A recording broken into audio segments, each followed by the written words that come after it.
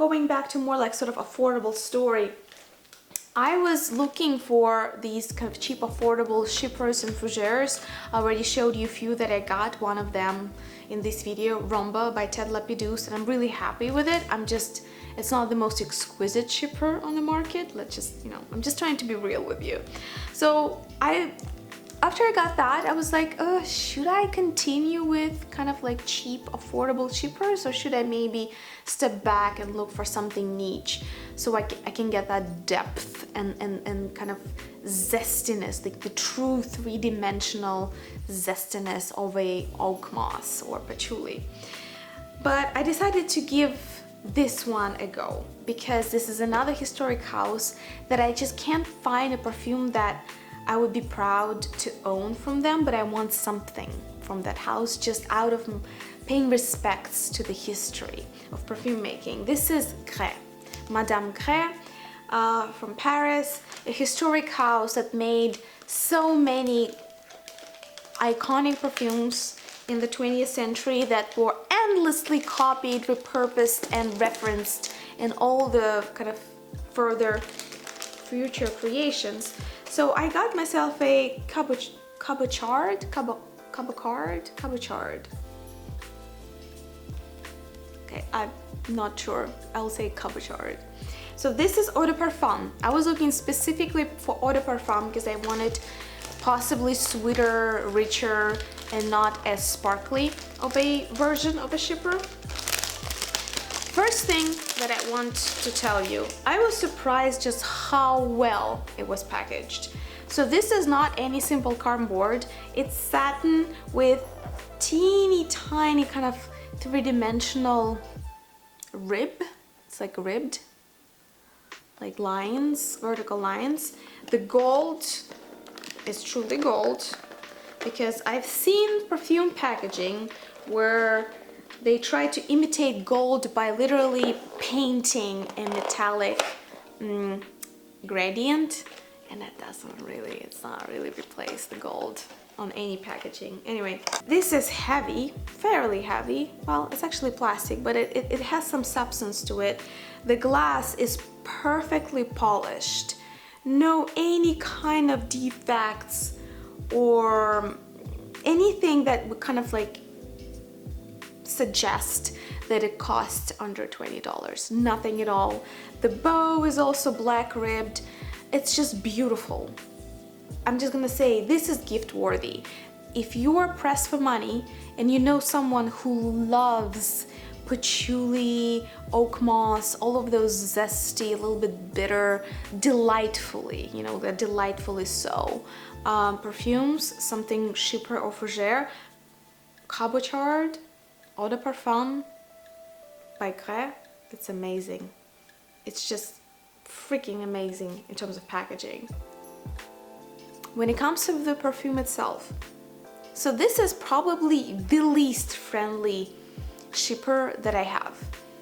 There's not a single trace of sweetness in it. Again, a lot of perfume houses try to kind of make those herbal, spicy, earthy combinations, kind of balance them by either florals or fruits or something, or like spicy suede kind of combinations. This is very sharp. It's not even sparkly. Sometimes if you add some fruity or citrusy notes, like something like club soda, when the opening is a little bit like sparkling water, that also can elevate a otherwise green and zesty blend. But here, none of that. Not unapologetically herbal and bitter. And to be honest, I love it. To me, this is a much better version of Modern Mizuko. I had Modern Mizuko, I never had a vintage, which people say is astonishing. But the modern thing is like, as I said in some other video, it's like plastic that got depressed. So I got rid of my own bottle. I just can't find anything about it that I would remotely want to sense with my nose. But this has edge because it's so herbal and bitter. It's almost appealing to me. It's like it makes a full, like it's so straight that it makes a circle. Does it make sense? Probably not, but that's how I feel. And I fell in love with the packaging. For the price, man, this is truly gift worthy. So I highly recommend that you consider it, at least consider it if you like the Shipper family, because it's well done. Being such a loyal Scentbird customer for like I think several years now, I decided to kind of like step outside and explore what other subscription services are there. But my very strict and like uncompromising condition was that the service had to give me access to niche perfumes. I was not interested in in-house factory concoctions that some like modern startups make. No offense, not interested. Like there are so many perfume houses with pedigree that I want to explore first than looking at some Silicon Valley startup that sells basically rose water. No, just no, not for me. So that kind of really narrowed down the search. Most perfume subscriptions try to repackage and sell you lux that you can get cheaper online either way. Given that there is a culture of decants already on eBay, on Mercari, like I can pour you a few decants if you go to my Mercari page, right? So like it's not a problem to get a decant of something. I think the distinguishing two factors is the selection that you offer, the return policy. I guess the third factor is the price. Obviously, if you sell Amouage for $2 a decant, yeah, people will buy it, but you will not make any money, right? So actually, in my personal view, not many services can really beat Scentbird at this time because Scentbird got selection. They surely as hell do. They give, and also they have very flexible financial solution. You can freeze your subscription. You can make it 1, 2, 3 decants a month. They every once in a while offer you to buy out your queue, which I'm planning to do soon, and that will be a huge haul. You just wait. It will be a huge haul of my queue from Scentbird because I just can't wait that long. My queue is too long. It's just too long, so I'm waiting for them to give that offer when you can like get 2, get like 5% discount, get I don't know like 10, you get 15% discount. So it's a really good deal if you have a huge queue on your Scentbird account. Anyway, but I was still interested because, you know, it's nice to have options. Therefore, not many people know that Perfume.com, which is the same as FragranceX.com, again, some of you didn't know, I told you, Perfume.com and FragranceX.com is the same company. It's just the same stock, sometimes slightly different prices, but they only differ by like $2, so it's not really a big deal. The Perfume.com and FragranceNet.com have their own subscription services now that they're kind of pushing out. I got so excited about it because they have obviously the biggest selection. As an online store, man, they can beat any other company at their game in terms of the variety. Also, both Perfume.com and FragranceNet.com offer their monthly subscription service for $9.99, okay, $10, okay, $11 with taxes probably. The problem is that neither of them has the flexibility and the kind of web design that makes shopping for decants and organizing your queue pleasant, which I find to be a really oddly enough, I find to be that to be important, because as a perfume obsessed person, I constantly search for new things. I constantly organize, okay, this I want to get in September because that will be the weather. This I want to get now because I'll be able to compare it with that. You know, like it's the experience of browsing is critically important, because to me it's like 50% or more of kind of customer satisfaction before I buy. If I can't browse, I'm not gonna buy. It's just like top of the funnel, if you will. Like if you're into product development or marketing, the browsing experience is top of the funnel. If you fall out of there, you're not gonna make it to the purchase. So they don't have the best queue and subscription experience of their websites, but they surely try to compensate by bullying down the price. So $10 instead of, what is it, 14 or 15, let's say 15 versus 15 for Scentbird, 10 for Perfume.com and FragranceNet.com.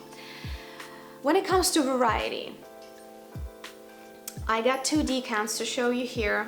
Let me go through the motions first, and I'll tell you kind of like my thoughts so far. All of these 3 services use the same packaging. They just have a slightly different personalization. One has an engraving, Perfume.com, another has another one from Fragrance.com, which is FragranceNet.com, and Fragrance.com is also the same company, in case you didn't know. It's the same thing. Ultimately, the same quality of the decant, the same exact thing. It's absolutely the same.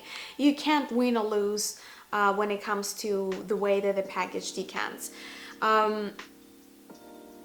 The selection, okay, let me show you what I got first. So from FragranceNet, well, let's call it Fragrance.com. First of all, it's shorter. Second of all, it's the same thing. I got Miss Dior Classique Eau de Toilette. Again, Miss Dior is considered to be one of those best-selling shippers, and you know by now, all of a sudden, I never liked shippers or fougères, but all of a sudden this spring and this summer, I'm obsessed. I'm a woman on a hunt, like on a mission to, I guess, try and collect all fougères and shippers in the universe.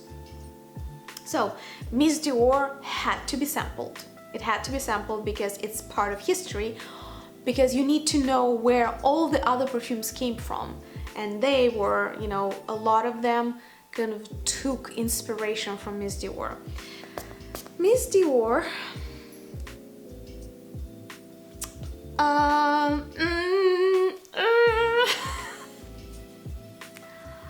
feel that Creation by Ted Lapidus or Cabochard by Grae, that'll be enough.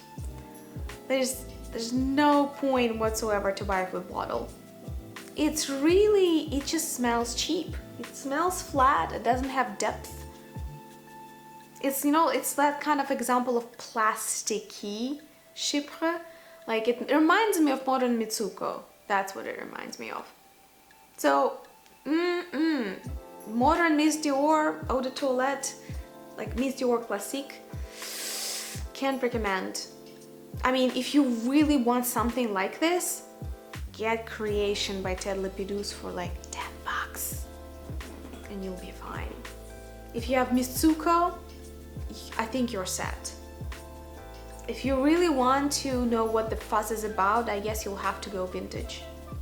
This left me baffled.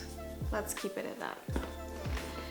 The next one, so that was Fragrance.com, which is same as FragranceNet. Perfume.com, in my queue, I had Jo Malone, Rutium, okay, the name kind of worn off, and Clover, something in Clover. If I don't forget, I'll leave a list for you below, but if I do forget, please remind me in the comments. So Jo Malone, something Nasturtium maybe? Rutium. Something Rutium and Clover. Why? See, like here I have questions for my own sanity. Maria, why? Not a big fan of Jo Malone. To me, it is delightful, romantic, cheap sounding florals. If they would be amazing for the price point of $20 per bottle, let's say 30 ml, they would be fine for the price of $40 per bottle. They are cheap smelling for $100 price point for bottle. It's absurd. And yet I get myself a Jo Malone, like every time I'm just like, well, maybe I didn't get it the first 100,000 times, you know? Let's try it one more time and just get angry at ourselves. Why? Yes, it is sweet, floral, I don't know, what was that? I don't know. Unrecognizable. It's just like something nice.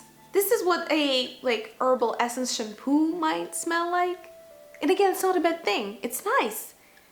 Not for that price. I'm rhyming now. Look at me. I'm growing. I'm growing in front of your eyes right now. It's just ridiculous.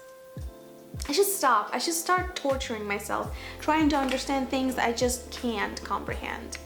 I can't comprehend the success of Jo Malone.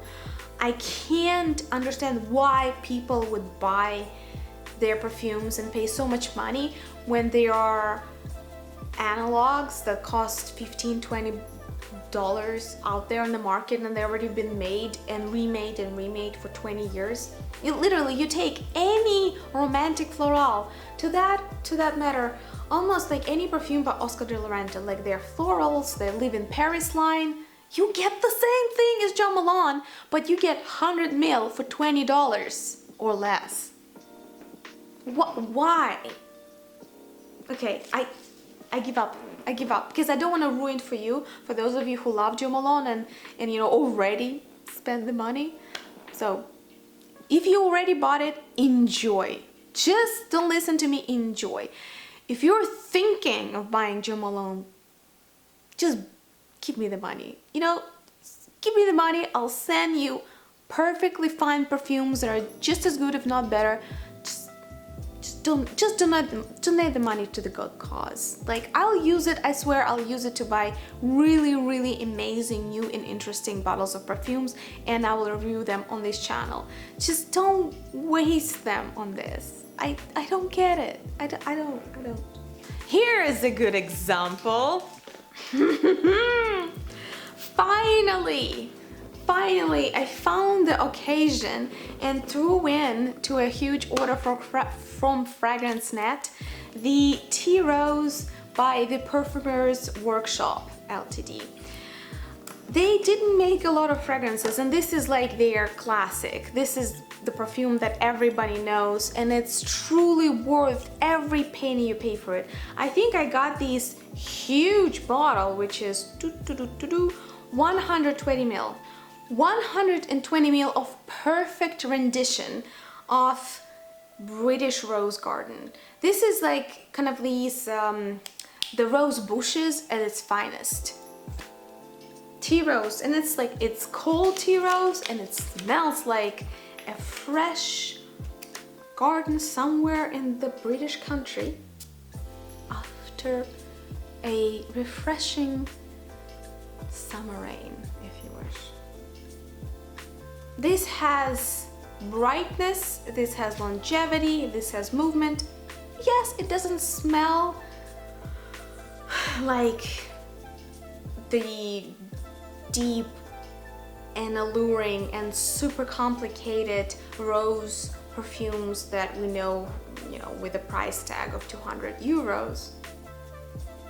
But if you're willing to kind of spend your hard-earned coin on Jo Malone, try this first, you know? There's so many beautiful romantic florals that don't cost that much. And if you really want to go to something very sophisticated and elegant, here's L'Artisan Perfumer for you. Again, there's like so many options that are better in every single facet. Okay, yeah, this is just unfair. Why am I shitting on Jo Malone? I have nothing against it. It's just, I'm a very cost-conscious person.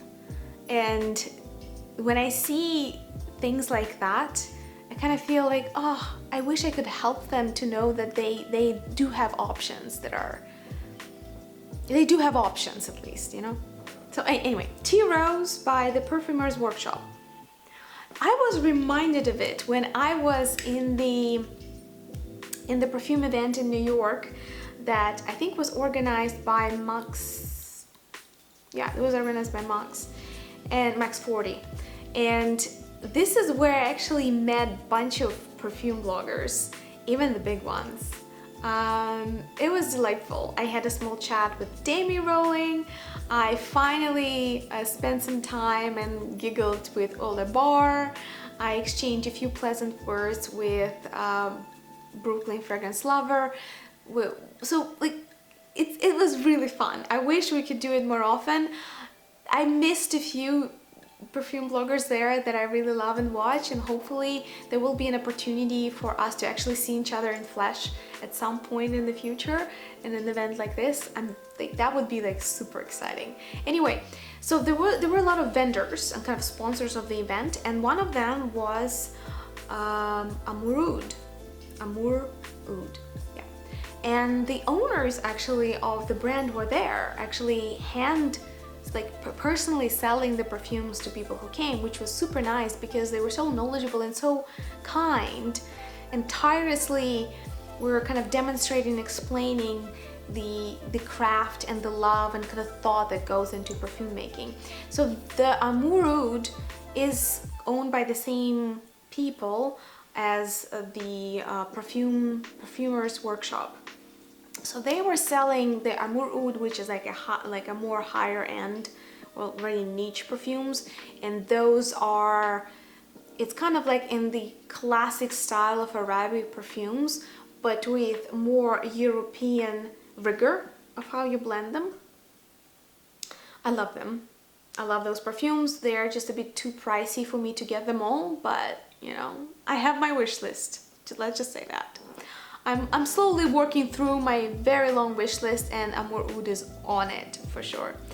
And so I smelled the tea rose there and I was blown away. It's like, oh my God, we get like so wrapped up in all of these luxury coin conversations, you know, of like this or that, and how expensive the ingredients are, that we forget that sometimes it doesn't take that much to create a delightful scent.